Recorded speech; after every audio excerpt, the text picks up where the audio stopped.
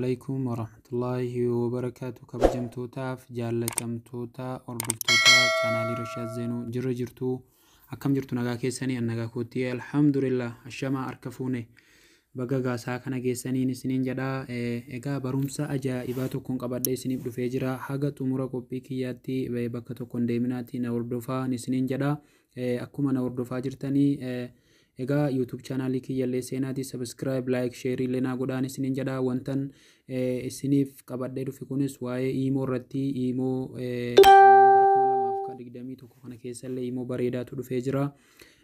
Warri duraan itti fayyadamaa jirtanus akkuma itti fayyadamaa jirtanitti warri itti fayyadamaa hin jirre immoo imo kana buufattanii akka itti fayyadamtanu isin affeereen jiraan isiniin jedha. Imoon kunis waa hedduudha kan inni qabatee dhufe maal akka qabatee dhufe keessa seennee waliin ilaallaa jechuudha. Egaa haga xumura qophii kiyyaatti na wajjin turaan isiniin jedha. Warri haga yoona YouTube channel kiyya subscribe like naaf gootanii hin jirre akka seentanii subscribe like naa gootanii na jajjabeessanuun isiniin jedha.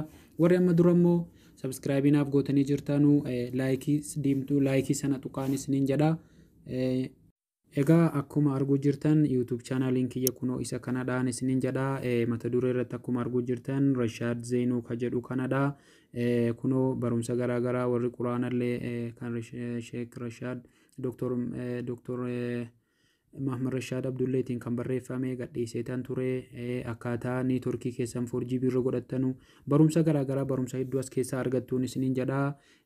YouTube channel kiyyallee gaa like subscribe akkanaa gootanu bakka kanatti immoo subscribe ka jettu diimtuutu isiniif baatii ana biratti waan hin baaneefi bakka sana tuqaatii all ka jedhu irra godhadhaan isiniin jedha. Akka viidiyoon gadhiisu kun kallattiidhaan nama kaan dursee akka isin bira ga'u isin gargaaraa jechuudha. All irra yoo nuuf gootanii akkasiin isiniin jedha. Egaa gara barumsaa irra dhufeettan dabarfadhaa nafaana turaan isiniin jedha.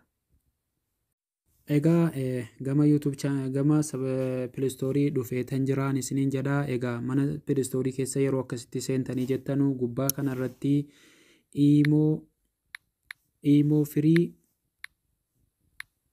imo free video call and chat ka jedhu kana barreessitu jechuudha. Kunoo akkuma arguu jirtanii anamatti barreesseetan jira. Kana sarchii goonaa jechuudha.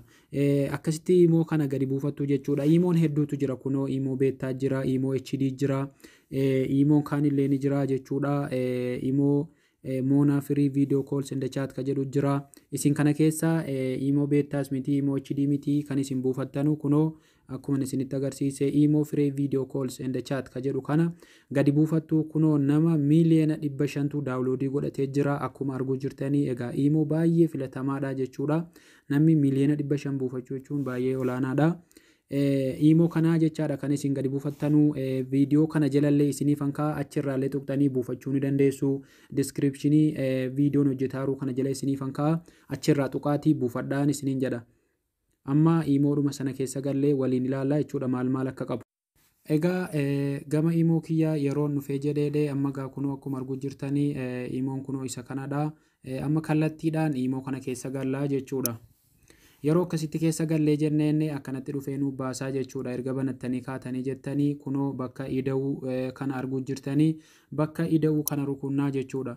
Yeroo bakka ida'uu kana rukunnee kaane jenneenne more ka jettu kana rukunnaa jechuudha. Kan sararri sadii fi lafiitii jiru more ka jedhutti edda seennee jenneenne kunoo seating bakka jedhu kana rukunnaa jechuudha. Erga seating rukunnee kaane imo account settings ka jedhu rukunnaa jechuudha. Amma maa ilaaluuf deemnaa? Eenyutiyyuu naa waliin itti fayyadamaa jira eenyuun irratti hidhatee amma gaa imo account setting jedhu kana rukunnaa jechuudha. Asitti amma akkasitti illee fidee nu baasee jira. Asitti manage device ka jedhu kana rukuttanii jechuudha. Manage device ka jedhu kana rukuttanii jechuudha.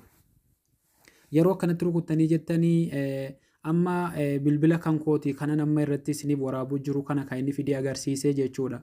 Yooniif egaa akkuma dura irratti isiniin jedhee eenyu isinii wajjiniin fayyadamuu jira isinii wajjiniin namni biraa fayyadamaa jira moo namatu isin irratti banate yookaan namni isinii wajjiniin kan fayyadamaa jiru yoo ta'e jedhee kunoo bakka duwwaa kana irratti isinii fidaa jechuudha. Isiniif galaami kunoo akkuma arguu jirtan kunoo irraan gadee kanatti sararri kanarratti fidee isiniif baasaa jechuudha. Yeroo asitti fidee isiniif baasee jedhee imo akkamii akka fayyadamaa jiru biyya akkamiirraa akka ta'e imo akkamii akka fayyadamaa jiru biyya eessaarraa akka fayyadamaa jirullee fidee irraan gadee kanatti isiniif baasaa. Anaa wajjiniin namni waan fayyadamaa hin jirreef ana qofittiidha jechuudha. Sanaafiyyuu sin imoon addisiin kan keessan kan hin taane kan keessan maqaa jawaala keessanii maqaa moobaayila keessanii fidee isinii baasaa maqaa moobaayila sanaallee fidee baasaa jechuudha. Nama isinii wajjiniin fayyadamaaru sana jechuudha. Akkam gootuu isinii bakka sana irratti rukuttuu jechuudha. Akkuma kanatti yeroo inni fidee isinii baasee jedhee irratti gadi rukuttuu dileet isiniin jedha. Fala isaa sana dileet bakka jedhu sanarratti rukuttanii ofirraa kaaftuu jechaadha. Sana booda isin argachuu hin danda'u. Nama sanarraa dhaqee dileetii ta'a isa biratti jechuudha. Irratti dileetii gootanii haala kanaan ofirraa balleessuu dandeessu. Yeroo biraallee yooniif of shakkitanii jettanii asuma dhuftanii ilaaltanii ofirraa dileetii gootuu jechuudha. Inni ka biraa immoo egaa akka kanatti ofirraa balleessuu dandeessuun isiniin jedha. Nama bilbila haaraa dhufe sanarratti gar rukuttanii ofirraa dileetii gootanii balleessuu dandeessu jechuudha. Inni ka biraa immoo eenyutu isin hordofaa jira of duuba deebiin isin agarsiisa jechuudha. Ammas jalqaba irratti deebinaa jechuudha akka isiniif galuuf. Ammas bakka ida'uu kana rukuttanii erga bakka ida'uu rukuttanii kaatanii moorii ka jedhu rukuttanii jechuudha. Erga moorii rukuttanii kaatanii siitingii bakka jedhu rukuttanii jechuudha. Erga siitingii rukuttanii kaatanii jettanii birevaayis ka jettu kana rukuttanii jechuudha.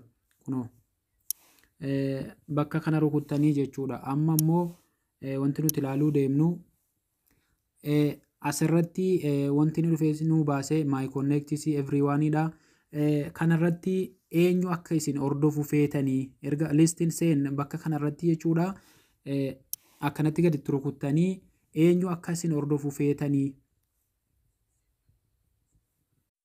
yerooniif dhiifama of duuban deebi'a. Siitingii kana yeroo rukuttanii kaatanii jettanii asirratti pirevaayiz ka jedhu kana rukuttanii jechuudha. Pirevaayizii kana yeroo rukuttanii kaatanii jettanii eenyu akkasitti dawwalu feeta namati seefii godhattee jirtu malee abbumti arge akkasittiin bilbilee jechuudha. Nama eeyyama kee malee yookaan nama sajjalattee jirtu nama bilbila walii qabdan yoo ta'e jedhee malee namni biraa akka sittiin bilbileedhaaf kool ka jedhu kana koolsi ka jedhu kana rukuttaa jechuudha.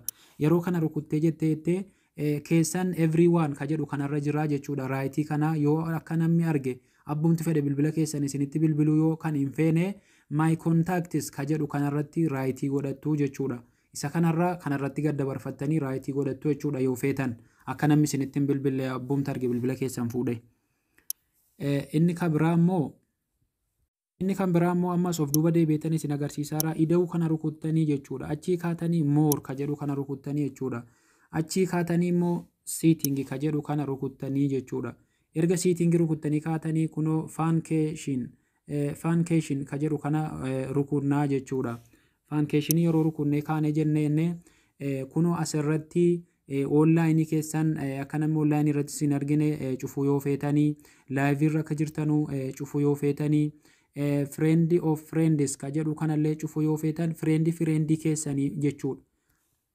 Friendii keessanii jechuun nama wal beektanu tokko saayibni kan kee jechuudha.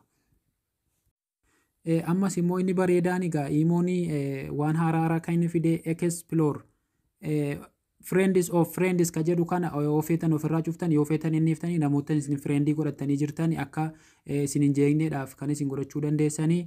Exploring kun immoo namni akka hordofee akka barbaade isin argatudha jechuudha. Yoo namni akka barbaade isin argachuu hin feene ofirraa cuftanii yoo feetan ni dhiiftanii jechuudha. Onlaayinii keessanis immoo dhokfachuudhaaf waa'us onlaayin ka jedhu kana cuftanii jechuudha. Inni ka biraa immoo ammas of duuba deebinaa jechuudha. Yeroo of duuba deebine jenneen ida'uu kana rukuttuu mooris ka jedhu kana rukuttuu jechuudha. Achii kaatanii siiting ka jedhu kana rukuttuu jechuudha. Achii ka'ee immoo miidiyaa storage ka jedhu kanaa jechuudha. Amma immoo maal ilaaluuf deemnaa?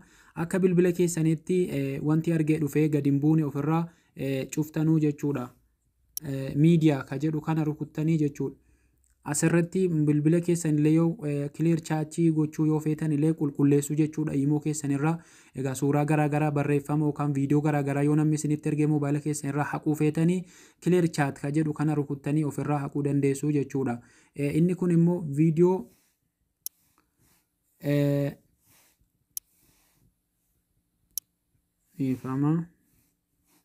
inni gubbaa kun immoo auto story ka jedhu kana rukunnaa jechuudha. Auto story kana immoo story photos story videos jedha. Namni waan tokko isinitti erge yoo se biraa haqee jedhee akka inni hin haqamne gochuu yoo feetanii jettanii kunoo kana lamaan itti bantuu jechuudha. Namni sun yoo biraa haqee isin biraa haqamuu hin danda'u jechuudha. Kun banaa taanaanii waan namni isinitti erge sun haqamuu hin danda'u. Kana lamaa yoo banaa gootanii teessanii jechuudha story photos story videos ka jedhu kanaa jechuudha.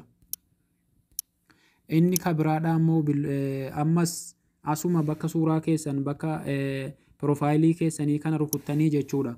Bakka profaayilii keessanii kana erga rukuttanii kaatanii jettanii bakka edit ka jedhu kana rukuttanii jechuudha. Maaliif wanti haaraan amma dhufe immoo suuraa garaagaraa jira. Kan imoon ofiisaatii qopheessetu jira jechuudha. Imoon wanti inni ofiisaatii qopheessee edit bakka jedhu kana rukuttanii asirraa dhiifama bakka suuraa keessanii kanallee rukuttanii kun arguu jirtanii yeroo bakka suuraa keessanii footoo fudhattan kana bakka kaameeraa kana rukuttanii jechuudha. Bakka kaameeraa kana rukuttanii asitti gaa yoo feetan qafoorraayyuu yoo feetan amma suuraa kaatanii takka footoon kun ammuma kaatanii irra keewwachuudha. Yoo feetan jawaala keessaa fudhattanii irra keewwattu. Inni haaraan amma jiru immoo imoo aftaar ka jedhu kana rukunnaa jechuudha. Imoo aftaariin kun immoo ofuma isaatiif kunoo suuraa garaagaraa qaba. Egaa kanarraa ka feetan irra yoo feetan illee keewwachuu ni dandeessu jechuudha. Kunoo suuraa garaagaraa suuraa hedduudha jechuudha kanas keessa jiru. Kana keessaa ka feetan irra godhachuu dandeessu jechuudha. Yoo suuraa keessan hin feenes wanti isin feetan asirra yoo jiraate itti fayyadamuu dandeessu jechuudha. Inni ka biraadhaa immoo asuma keessaa yoo hin baane maqaa dabalataa yoo feetanis kunoo asirraallee godhachuu ni dandeessu jechuudha. Inni tokkoffaan kun after ka jedhu kuni dhiifama. Inni lammaffaan kun maqaa keessan dabalataa yoo feetan asirra ajjalatti kanarraa haqxanii maqaa dabalataa barreeffachuu ni dandeessu jechuudha. Inni ka biraa immoo baagiraawundiidha jechuudha. Baagiraawundii yeroo chaatii namaaf walii barreessitanuu bakka kana jijjiirtanii yoo feetan kunoo akkuma argaa jirtan raayitii kana gootuu jechuudha. Chaatii baagiraawundii kana jijjiiruu yoo feetan malkii garaagaraatti. Inni ka biraadhaa immoo muuziq kanarratti immoo viidiyoo garaagaraa muuziqii jechuun audiyoo jechuudha. Sirba garaagaraa kunoo as keessa jira. Garuu jawaala keessaa fudhachuu hin dandeessanii kunoo sirba garaagaraa moobaayila keessan jala gadhiisuu yoo feetan imoo keessan jala kunoo asirraa argachuu dandeessu jechuudha. Kunoo imoo garaagaraa sirba garaagaraa jechuudha asirraa argattu jechuudha. Inni ka biraa immoo akkuma feesbuukiitii kun kalarii jijjiiruudha jechuudha. Yeroo barreessitan malkii adda addaa jechuudha. Kunoo gurraacha kana feetan kanallee cuquliisa kanallee azraqii kana diimaa kanatti jijjiirtanii barreessuu dandeessu kuni. Kanaani inni ka biraadhaa immoo biyuu ka jedhu kanarratti immoo biyyootii keessan guutuudha jechuudha. Asirratti yeroo kana tuqxanii jettanii bakka jiraattanuu magaalaa keessa jiraattanuu laanguweejii dubbattanuu akkuma feesbuukii sanarratti feetan akka feetanitti guuttachuu dandeessu. Laanguweejii dubbattanuu magaalaa keessa jiraattan biyya jiraattanii waan garaagaraa asirratti guuttachuu dandeessu jechuudha. Egaa barumsi kiyyaarraa hanga irratti hanga kana fakkaataan isiniin jedha. Haga barumsa biraatiin walitti deebinu nagaa rabbii keessa naa turaan isiniin jedha. Waan isin dhibe immoo yuutuubii koomentii jalatti illee na gaafachuu ni dandeessuun isiniin jedha.